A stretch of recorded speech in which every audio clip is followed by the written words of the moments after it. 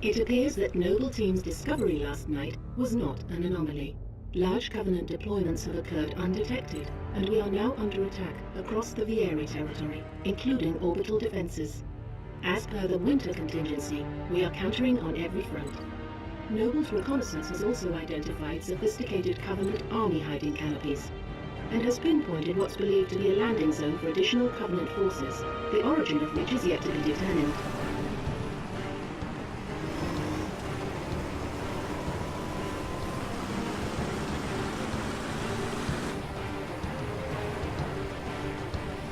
That landing zone has been tagged by UNSC Command as a priority 1 target. That charge link is loud and clear. Copy that. Requiring signal lock on the pylon. Detonating in 3, 2...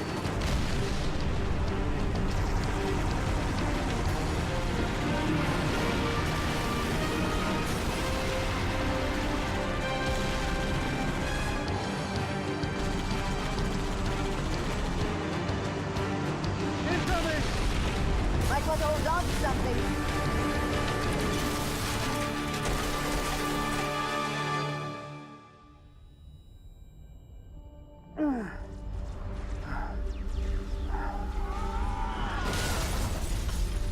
Six! Can you hear me? Six, you alright? I could use some help. On my way.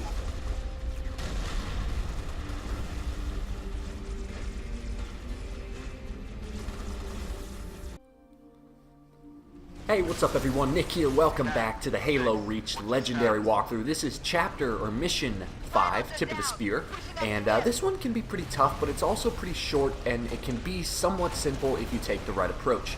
So you're going to be just thrown into the action. There's going to be grunts, there's going to be jackals, there's going to be elites kind of storming you on this landscape here, and what you're going to want to do right when you gain control is sprint behind these rocks over here, and these are going to provide you the best cover. Now the cool thing is you're going to start with a new type of weapon, the grenade launcher, which for the most part is not a very effective weapon, but in this level it can be. Typically I won't use it, but in this level it can actually be helpful, which is why the game gives it to you. Now you see that turret off in the distance. You're going to want to shoot the grunt out of that pilot seat, and you can see that from this location you can actually kill almost everything in the area, so that's why I highly recommend running over here. And the good thing is that at this far of a distance, the first turret won't be able to really shoot you from this far away, especially because if it does start shooting you, you can just hide behind the rocks. Now you see there is one elite in the area. Luckily Cat got his shields down quite a bit, so I was able to finish the job relatively easily. Now you can see all these green bursts being shot. Those are fuel rod cannon rounds. That's a very strong weapon. It'll one-hit kill you on Legendary. And they're being shot from another turret. So you saw that from still kind of far away, I was able to get a good vantage point where I could shoot the pilot out of that turret. And you could see that just by, this is kind of the beauty of Halo, just by choosing the right location to stand during the fight, I was able to reduce the difficulty of the fight drastically. So if I had stood anywhere else, and trust me, you know, I did die I think about 6 times during this fight because I was testing different locations to stand, and that location that I just chose ultimately proved to be the best spot. So whenever, and I guess it's not just Halo, but whenever you can find the best place to stand during a fight, it can drastically reduce the difficulty, and that's what I love about making walkthroughs, is it kind of forces me to find those spots so that I can help you guys out. Now this is actually one of the shorter chapters in the game. The reason I say it's the most difficult is because it's a vehicle level. So what do I mean by that? Well, first off, you'll notice that I am currently in a vehicle, but that means if I'm in a vehicle, you can probably bet that we're going to have to fight some vehicles on our own. Now our objective here are, there's these 2 giant anti-aircraft guns. So you can see one in the distance. Those are Covenant weapons. We have to take those things out so that we can let our birds in the sky. So first things first, there's going to be a couple jackals here. You might just want to run over them just to kind of clear the back path in case you have to flee at a minute's notice. But now we're going to have to try to take out this anti-aircraft gun. And you can see that there are grunts in the area. There's a Revenant. So the Revenant are those vehicles. We saw one earlier in Chapter 4, or no, in Chapter 3. On Legendary, it's always tough to take out vehicles because the vehicles are just insanely accurate. They're basically always a one-hit kill, And that's what makes this level hard, is the fact that there are a lot of vehicles riding around. But I'm going to kind of show you that you can actually get through this without ever taking out a single vehicle. Or, that's not true. I think you will have to take out some, but you kind of pick and choose which ones you focus on. So, for example, this Revenant here, I'm not even going to worry about that guy. You can see that Cat is over there trying to fight him, and that means that the Revenant's basically going to be distracted by Cat. So while Cat's off doing that, I'm going to focus on all the little guys. And you can see I'm just kind of clearing my path to the anti-aircraft gun, which for brevity in the future I'm going to just call AA guns. So hopefully you guys have heard or understood that abbreviation. But yeah, so this Revenant's kind of off, and right now I'm thinking, oh, maybe I could snipe the pilot. But then I realize, you know what, I don't need to. So what I'm going to do is I'm going to make a run for it. I'm going to go to the anti-aircraft gun. And you're going to see that once inside there's a handful of guys. And so that's when I'm going to go to work. There's going to be a few jackals, there's going to be some elites. And so what I'm going to do right off the bat is I'm just going to spam my grenade launcher. If you make contact, it's usually a one-hit kill. But then what I'm going to do is I'm going to switch to my... I'm going to switch the grenade launcher for a plasma pistol. And I was going to use that plasma pistol to kill the elite. However, you saw that I actually got a bit lucky, and the elite actually killed the anti-aircraft gun for me. So inside the anti-aircraft gun, there is this little generator that you have to shoot it a few times, and that will cause the thing to explode.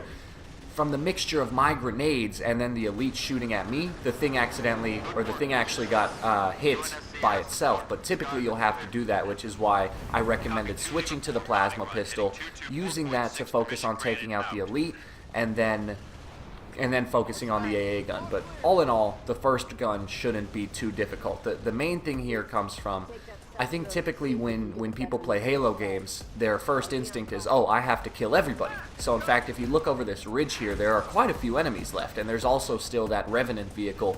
And so a lot of people might think, oh, I have to kill those guys to move on, and that's just not the case. You know, it's very similar to in survival horror games. Oftentimes in survival horror games, you are not expected to kill everything. In fact, that'll make your life a lot harder. So it's all about picking and choosing your battles. Now right here, there's going to be two ghosts in the area. I am going to take a somewhat slight risk, and I'm going to try to get this AI gunman to kill the ghost for me, which he was actually surprisingly able to do. So that's a little less stress on my plate. And now I'm going to scale this hill right here. So on top of this hill, you can see there's a Wraith, and you can see there's some more Jackals. And once again, I'm just going to say screw it. I'm not even going to take on the Wraith, because the Wraiths are really hard to kill. So I'm just going to flee, because once again, you do not need to kill the Wraith. If that is not your objective, then why waste time doing it? Now, you know, if it happened to be like a couple elites, maybe I would have stopped and killed them, because it's fun to kill the Covenant. But if it's a Wraith, or if it's anything that's going to give you more hassle than you need, there's no point. You could just skip it, and that's essentially what's going to make this level easier. Now right here, I started to leave, and I realized Cat wasn't in the vehicle, so that's why I abruptly stopped to let her in. And now we're going to move on, and we're going to be approaching the second AA gun. But before we do that, we have to cut through this factory area. So you hear from Noble 1, the Covenant are using this spot as a command outpost. So that's why we're going to cut through here, eliminate the Covenant, and then when we emerge on the other side, we'll be able to take out the second AA gun. Now right there, just a little trick that I tried to use the missiles to shoot the enemies that are going to be over here, but you see that the enemies actually haven't spawned yet. So that's a little trick by the game. The enemies don't spawn until you get close enough. So if you really wanted to, you could drive the vehicle up to this bridge and then use the missiles to take these guys out. But I just kind of figured I would take them out the good old-fashioned way, and you should see that it won't be too difficult. So right now I have the DMR and the plasma pistol. However, I am unfortunately about to run out of DMR ammo. And you can see that there is a turret on the other side of the bridge, and I have one shot left. Luckily, I made that shot count, and I took out the guy in the turret. Now notice how there are plenty of enemies to choose from that I could have shot. There are jackals, there are everything. Turret is your priority. The turrets will tear you to shreds in legendary mode. So you just have to be careful with that. And then you can see, luckily, there is some more DMR ammo right here. So even if I had missed that shot, I still could have redeemed myself. And again, nothing's really changed. The two primary weapons you're going to want to use are the DMR and the plasma pistol. Obviously, throughout this walkthrough, so I should probably say at the time of recording this commentary, I am now actually done with the game. I've beaten the game. I'm working on putting all the videos together, and then I'll spend a day or two doing all of the commentary, and then I'll be uploading 2 videos a day instead of 1 because I'm kind of rushing this walkthrough to finish it before Evil Within 2 comes out. This walkthrough was actually very spontaneous. A lot of you might have been surprised to see me do this. It really just came from the fact that I had a week left until Evil Within 2 came out, and I don't like to leave my channel inactive for that long, so I was trying to find a game to play. I was going to play Outlast, but what's going on right now is I'm actually reading a Halo book called Contact Harvest, and it just got me kind of really in the Halo mood, and so, as you can imagine, I just felt like playing Reach, and then I thought, well, you know, Reach is chronologically the first game in the franchise besides Halo Wars, which I typically don't count. So Reach is the first game in the chronological franchise, and I thought, you know what, if I'm going to be playing Reach, why don't I just record it and start a walkthrough for it, and if people like it, maybe I could do walkthroughs for all the Halo games, which is something that I've been wanting to do for a while. I just have been focusing on other things like Batman and Evil Within and all sorts of stuff. Now right here, I'm showing you this new ability. I changed my sprinting ability for this other one called the Holograph. And basically, it's a very creative ability, but it's not very effective. I typically don't prefer using it. In fact, you're going to see that I switch away from it as soon as I get the chance. But basically what it does is you project a hologram of yourself that will run a few meters forward and then stop. And what this does is it will distract the enemy. So you can see there's a couple grunts up here. If I wanted to, I could shoot off my hologram. They would start shooting the hologram, and then I could just pop up and shoot them in the brief amount of time it takes them to realize that they're not shooting the real thing. But like I said, I typically don't prefer this power-up. I don't find it incredibly useful, which is why I'm just going to switch it with the armor lock. Most of the time, I prefer sprint. There are very few moments where I actually use other upgrades. The jetpack is useful in a couple levels, but only because it's kind of mandatory to use the jetpack. And then you saw back in Chapter 3, I used the armor lock ability because I just kind of wanted to show you what it was, but it did actually save my life a couple times. So armor lock can be helpful, but hologram I typically just avoid. Now you're going to see this elite jumped into the turret seat here, and that can actually be a very good thing because now he cannot move. And so I'm going to throw a sticky grenade at him. You'll see that I ended up missing. It landed on the turret instead of the elite, so now I'm just going to finish off the job. Since he's already damaged from my grenade, go ahead and finish him off. Alright, and you should get a checkpoint around this location, and so we're good to keep moving on. Now right here, things might get a little tricky. You're going to see this elite on the rooftop here, and you're going to see some jackals in the area, and the problem is there's these stairs to my left, and once you choose to drop down on those stairs, I don't think you can come back up. So you can see that I'm running kind of low on DMR ammo. So what I was trying to do is I was trying to actually do the fight from up here so that once I run out of DMR ammo, I could switch for an assault rifle or something. So you see I was able to take out the elite with the plasma pistol combo, take out the jackals, and luckily I still have enough ammo left in my DMR, and I think this is a really good indicator of just how good the DMR is. Before I finish though, you're going to see this elite highlighted. This is a zealot. This is an elite zealot. This is similar to the guys we saw in Chapter 1 when we chased them underground back at the science station. You're not expected to kill this guy. The zealots are pretty tough to kill, and he's going to keep running away from you. So if you get the chance, sure, why not kill him? But I'm going to tell you right now that in the last level of the game, you're going to have plenty of chances to kill zealots, so don't torture yourself now. Now it turns out that the zealots are no special case. They will still go down with the plasma pistol combo. It's just that they're a bit harder to track. They're a bit faster. They are stronger, so sometimes if you don't have your plasma pistol fully charged, you might not actually get their shields down in one shot. So the zealots can be tricky. all in all, they're not too much harder, but they are the strongest class of elites, so you got to be careful. And you can see exactly what I was talking about. As soon as I got up this rooftop, the zealot fled, and that's exactly what he's going to keep doing. So you actually saw him right there run down into that structure. And so he'll just keep fleeing. But you still want to be careful. You don't want to just jump in. So you see right there, he's down there. But there's also a couple grunts. So you don't want to just jump down there without a care in the world. That's one of those strategies that'll save your life on Legendary, is just be patient. Just be a little timid. Scope out your surroundings before you just jump in.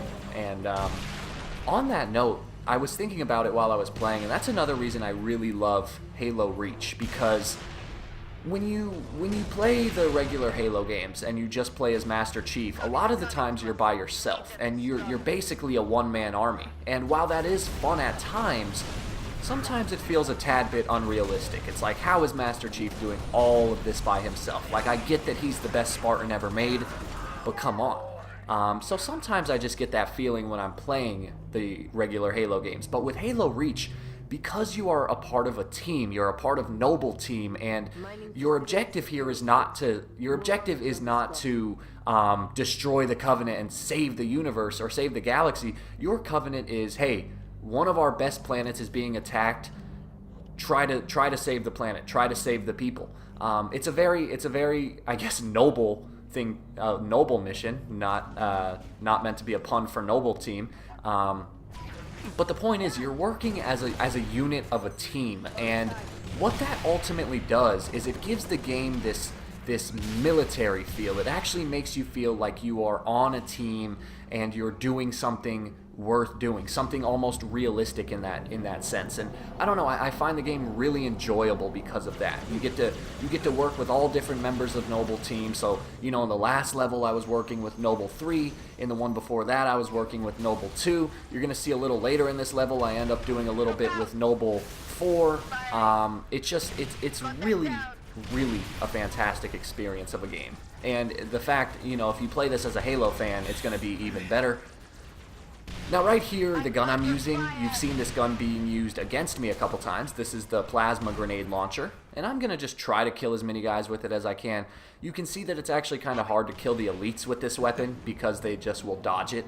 But I was able to take out almost all of the grunts with that weapon. So I figured, hey, it's right there, why not use it? But you can see that I wasn't too focused on conserving ammo. It's not a weapon that I prefer to use.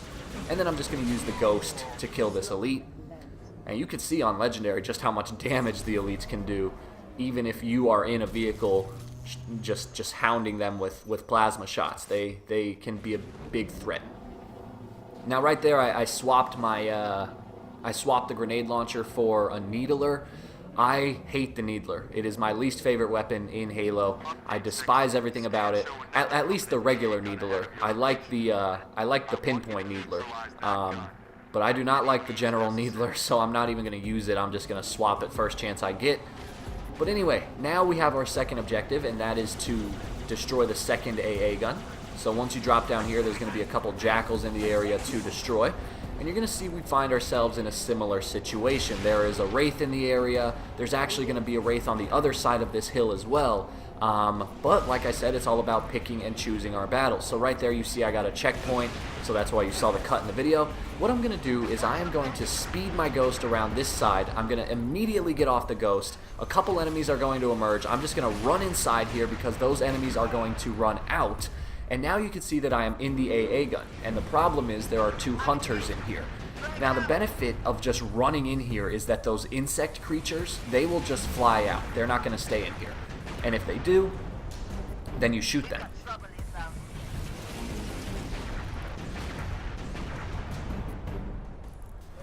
Alright, so our goal here is to get rid of these hunters, but you can see that the hunters will also leave the area because of Cat. Cat will distract them, and so now here, this is what I was talking about earlier.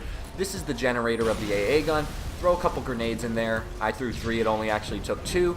And then as soon as you hear that alarm, get out and just run back over here to our starting location.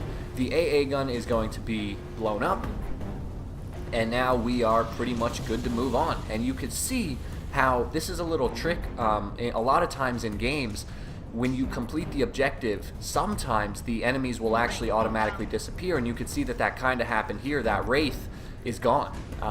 And so what I'm going to do, I'm going to pick up one of the Needler rifles. So this is what I meant when I said pinpoint Needler. This gun I do like. This is a good gun. So I'm going to pick that up, and you're going to see that now there is still one more Wraith to take care of. There actually are also 2 Hunters to take care of. And then there's still these insects that we encountered earlier.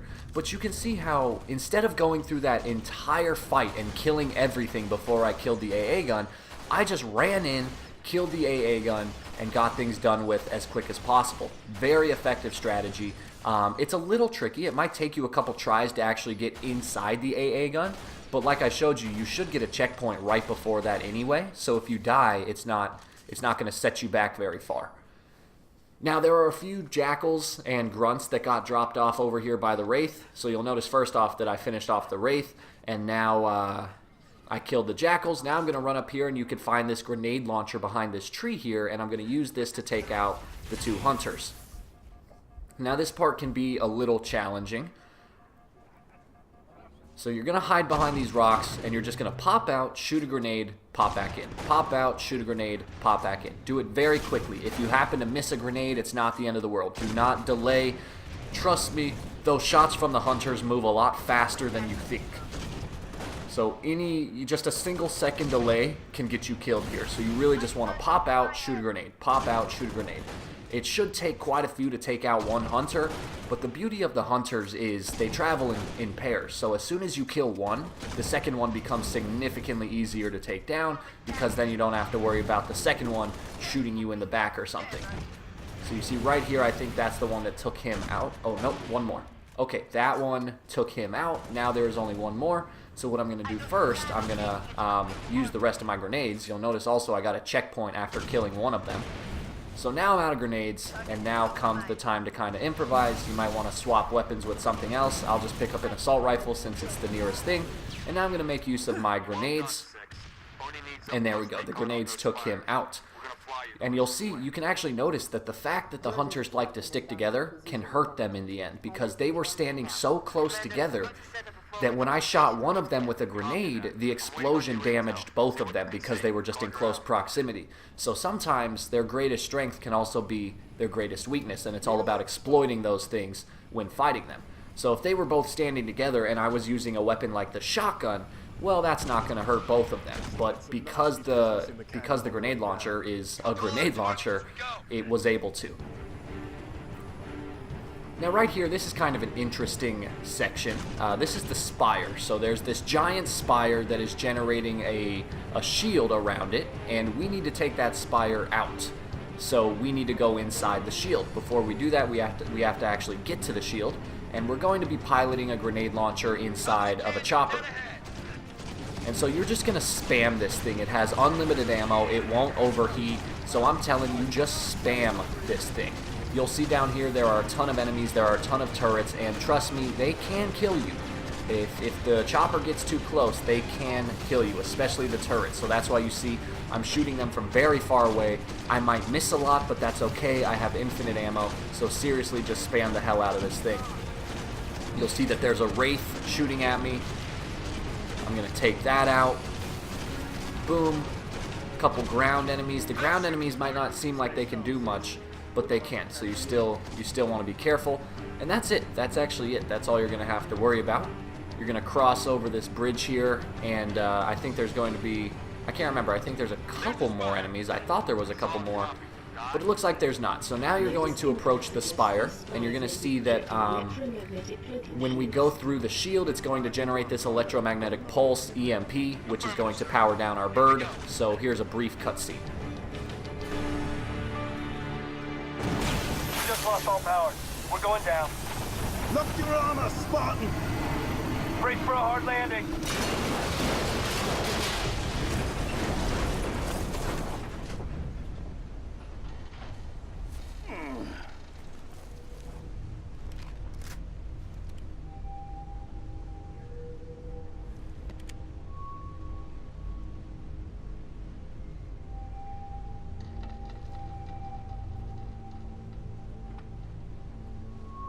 Crew's dead. We shouldn't stay here. I'm showing hostiles all over the place. We gotta move. Commander, we've got eyes on the spire. Looks like a staging area. Copy. Alright, so after that cutscene, this is where we are introduced to a new type of armor modifier, and that is the jetpack. So you don't have to use the jetpack here. In fact, in a lot of ways, sprint is going to be more useful, but I figured I would at least show you what the jetpack is about. So I already equipped it, and I mean, it's pretty self-explanatory. It's a jetpack. It allows you to do some cool aerial combat, but all in all, I don't find it too useful.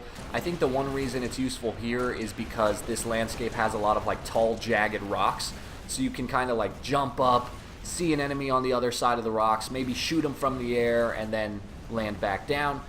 So the jetpack, more than anything, I think it's just cool. I did actually, though, when I used to play the multiplayer like religiously in this game, I did use the jetpack a lot. I did find the jetpack useful in multiplayer because when you come to a standoff against an online opponent, what I would do is just use the jetpack, and that would kind of throw them off because then all of a sudden they'd have to shoot me in the air. So I did become a fan of the jetpack during the multiplayer, but as far as campaign goes, it's just more fun than anything. It's not necessarily that useful.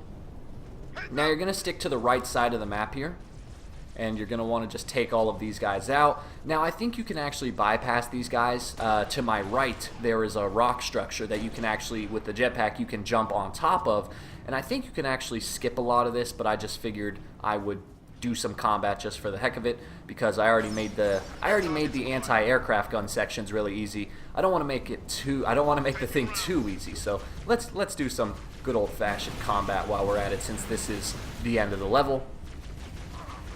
And you're gonna see I'm gonna show you a really useful strategy for taking out the enemies inside of the spire. So we're actually gonna travel to the top of the spire, and I'm gonna show you a really easy way to do that.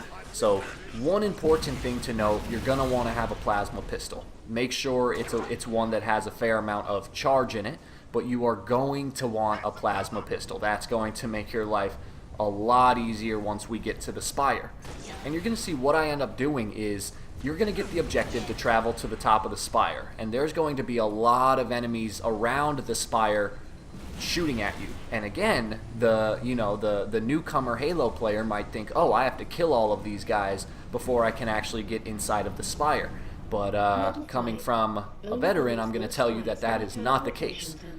So what you're going to do, the spire is now in front of us, and there's a lift that will take us to the very top. Now you can see there's a couple banshees in the air, there's a ton of grunts on turrets surrounding the perimeter, and I'm going to show you how to get inside of the spire without dealing with any of that, and I'm going to do it without sprint. I thought I had sprint here for some reason, but it looks like I don't. But it turns out, I could have swore I had sprint, but it turns out we don't need it. Alright, so here we go. I'm going to make my move. I'm just going to run straight for this door. Notice how I'm kind of swiveling. I just bypassed all of those turrets, and here's the lift. It is that easy. You can literally get inside of the spire without killing a single enemy. Now, once we get to the top, you're going to get a checkpoint right here. You are going to have to kill some guys once you're inside here. And there is going to be an elite that is kind of powerful. So instead of wasting my DMR ammo, I'm going to try to take out these guys with my plasma pistol, which is not ideal, but that's what I'm going to try to do. So you're going to see there's 3 grunts that will charge me. And I'm going to start shooting at them, and I'm going to just kind of stay in this room here. And you can see they were able to get some damage on me, but that's okay. I'm not going to panic. Now I'm going to leave. I'm going to go to the right. There's going to be a grunt with, I believe, a fuel rod cannon, and then there's going to be an elite with a sword. So I'm going to sneak through this doorway here. There's the grunt with the fuel rod cannon. He almost got me. Not so fast, though. Take him out. Now the elite's going to charge me. Finish him, and that is the end of the level, my friends. Thank you for watching. Like and subscribe if you get the chance. And I don't know why I said my friends. I never say that. But thanks for watching, and I'll see you in the next video.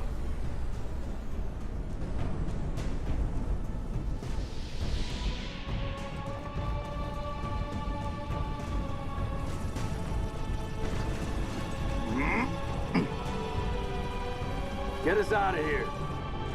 Control, this is Noble 1. Spire 1 is green and you're free to engage. Have a nice day. Copy that, Noble 1. Be advised, all ground units.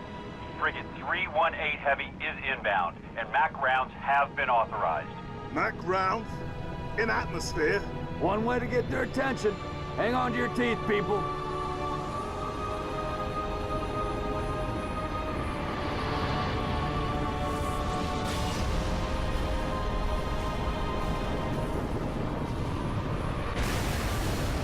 New combat. High courage. No, somebody tell me this ain't happening. UNSC frigate Grafton. Do you copy? Grafton is dust. We need to get out of here now.